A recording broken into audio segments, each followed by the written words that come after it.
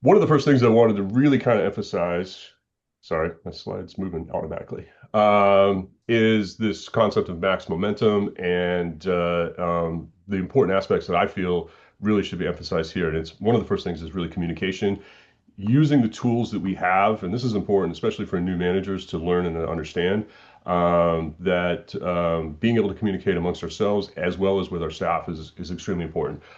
You all do this. You all have various processes where you disseminate your information on daily specials, or maybe a new item on the drink menu, or policy shift or something of that nature. And the staff often will also be communicating with each other, looking to pick up shifts and all of that kind of stuff. So these tools that we have, like 7 shifts and the Toast Manager Log, are really important aspects within our business. They are generally used, but they're used to different degrees. I think there's certain circumstances within the group where um, we're using different methods of communication. Often texting is one of those, and there's text groups out there, which is fine for things that are really not official communications and are maybe offline a little bit and maybe a little bit more personal. But having official communications and staying within the framework of traceable and trackable communication methods makes it a little bit more official, makes it a little bit more, gives us the ability to follow up on them. And in case there's any kind of situations that need to be investigated, for instance, that this gives us the ability to look at them without somebody deleting texts or claiming that they didn't use that app or whatever the case may be. So it is really important to kind of standardize some of these communication methods and making sure that we are out there. I think it's also challenging. I put a little note in here that, a lot of times I hear, well, I assumed that this was going to happen, or I assumed that this got done, or I assumed somebody got told something. I think there's sometimes higher level communications or discussions that happen, and sometimes that information doesn't get disseminated down, and it can lead to confusion or miscommunications.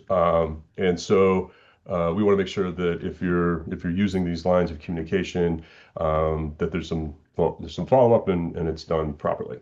Um, as far as the weekly assignments go, I kind of touched on this a minute ago, but this is going to be geared towards coordinating weekly staff training assignments, not just having theoretical discussions about wine or cooking methods or fish or whatever it might be, but actually handing you an assignment on a weekly basis so that as managers you can learn and understand that there is a path that we have expectations on for certain things, or policies, or maybe there's some changes in policy or whatnot. But then being able to take those out to your staff and having them learn about that as well, where it's relevant. The goal is to always be improving in all ways. I think in the restaurant group, we have a lot of challenges. It's a complex business, and there's a lot of communications, there's a lot of discussions, there's a lot of decisions that are made.